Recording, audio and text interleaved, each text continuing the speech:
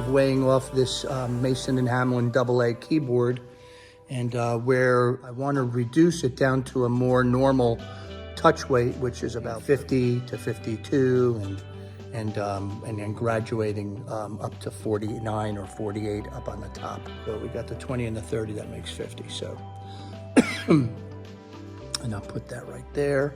And then what we normally do is, once we do that, we just give a little tap on the action just to get a little bit of motion going. And you can see that the key goes down and the hammer came up. So that is right now really just where I want it. So that's 50 grams of weight. All of these are, so this whole thing in the center of the piano is 50 grams, give or take a tiny bit here and there. So it's really in the direction that I want to be at. This is going to feel very, very comfortable and very responsive.